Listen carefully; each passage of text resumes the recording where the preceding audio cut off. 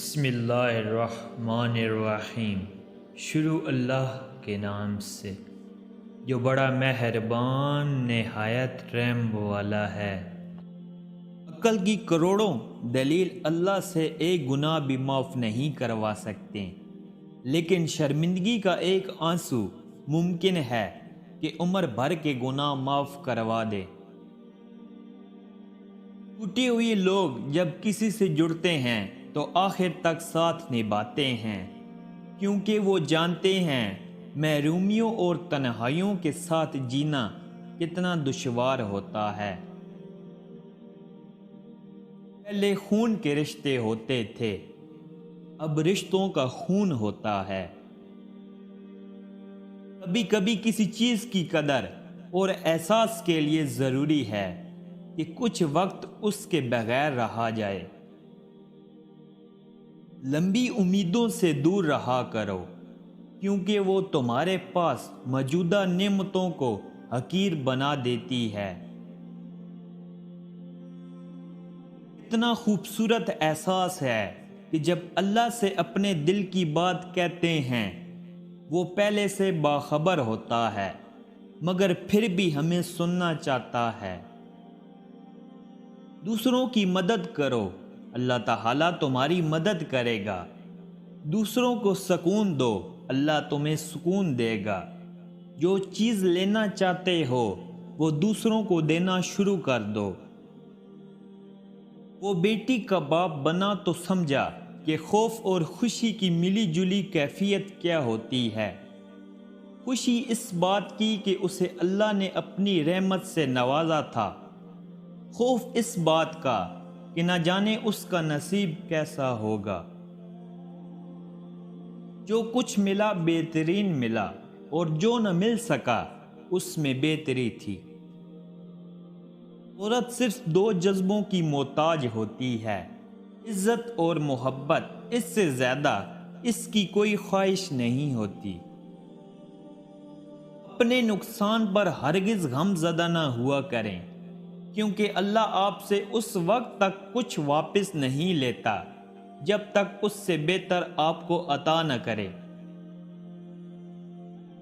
آپ نے اکثر لوگوں کو یہ کہتے سنا ہوگا کہ عورتوں کے پاس کوئی راز نہیں چھپتا، لیکن حقیقت یہ ہے کہ اگر عورتوں کو راز رکھنا نہ آتا ہوتا تو آج کوئی مرد سر اٹھا کر نہ چل سکتا۔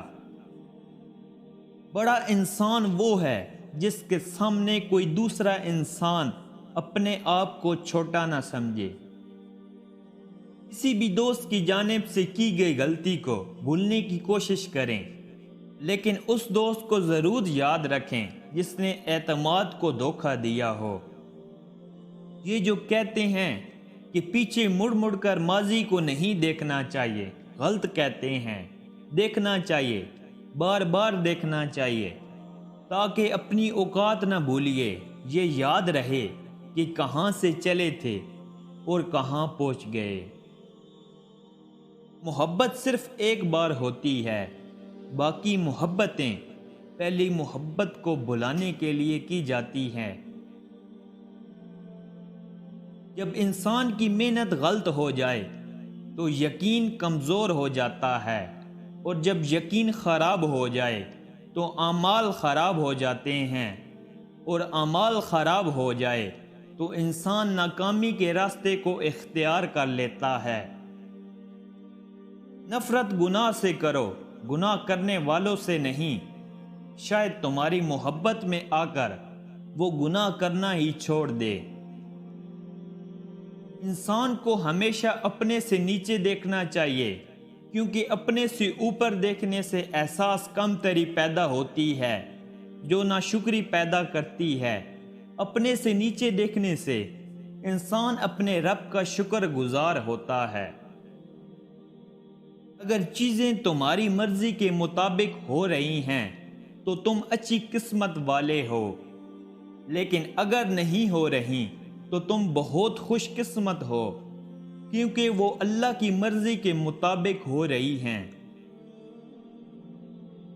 برا وقت انسان کو اتنا نہیں توڑتا جتنا برے وقت میں اپنوں سے لگائی گئی امیدیں انسان کو توڑ دیتی ہیں۔ بعض لوگ مرتے ہیں تو ان کے ساتھ کئی لوگ مر جاتے ہیں، اور بعض لوگ مرتے ہیں تو کئی لوگ جینے لگ جاتے ہیں۔ فانی دنیا میں فنا ہو جانے والی چیزوں سے محبت نہ کرو، بلکہ اس ذات سے کرو جو لا فانی ہے۔ میں نے وقت کی بھیڑ میں کھو جانے والوں کو دوبارہ ملتے نہیں دیکھا، اگر کبھی وہ آمنے سامنے آئے بھی تو وہی لوگ نہیں ہوتے۔ پھول اور کانٹے انسان اپنی راہ میں خود پھچاتا ہے، مگر الزام دوسروں کے سر لگاتا ہے۔ دھوکے کا کوئی ٹھکانہ نہیں ہوتا، یہ جہاں سے جاتا ہے وہیں واپس لوٹ کر آتا ہے۔ دل کی باتوں کو کسی کے سامنے کہنے سے اور مانگنے سے بہتر ہے کہ اپنے دل کی باتوں، دکھ تکلیف اور صرف اپنے رب کے سامنے کہو، کیونکہ بے شک وہی قسمت کے لکھے بدلنے کی صلاحیت رکھتا ہے۔ محبت کی منزل نکاح ہے، زنا نہیں۔ جتنا مرضی محبت سے سنبھال لو، جن رشتوں میں سچائی نہ ہو خود ہی ٹوٹ جاتے ہیں۔ محبت اور دوستی خدا کے بہترین تحفے ہیں جو آپ کو عطا کیے گئے ہیں، انہیں خود غرض لوگوں پر برباد مت کریں۔ کبھی ایسا بھی ہوتا ہے کہ سکون کے لیے دوا کی نہیں، کسی کے لفظوں کی ضرورت ہوتی ہے۔ وہ شخص کس طرح تکبر کر سکتا ہے جو مٹی سے بنا ہو، مٹی میں ملنے والا ہو اور مٹی میں کیڑے مکوڑوں کی غذا بننے والا ہو۔ اچھی بات تو سب کو اچھی لگتی ہے، اگر تمہاری کوئی بری بات بھی کسی کو اچھی لگے تو تم سمجھ لو اس انسان کے لیے تم بہت خاص ہو۔ جب گناہ کے کاموں میں دل لگنا شروع ہو جائے تو یہ اس بات کی دلیل ہے کہ تمہارا رب ناراض ہے۔ جتنا بھی کسی کو پرکھو گے اتنا ہی ٹوٹتے جاؤ گے، اس لیے لوگوں سے صرف پیار کرو، انہیں آزمانے اور پرکھنے کی کوشش نہ کرو۔ اپنی اچھائی اور دوسروں کی برائی بھولتے چلے جاؤ۔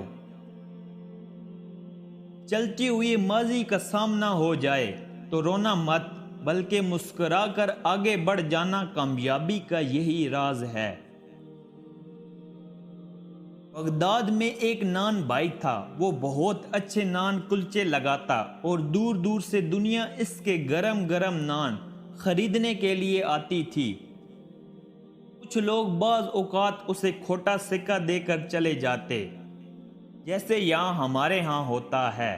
وہ نان بھائی کھوٹے سکے لینے کے بعد اسے جانچنے اور آنچنے کے بعد اپنے غلے میں ڈال لیتا تھا، کبھی واپس نہیں کرتا تھا اور کسی کو آواز دے کر نہیں کہتا تھا کہ تم نے مجھے کھوٹا سکہ دیا ہے۔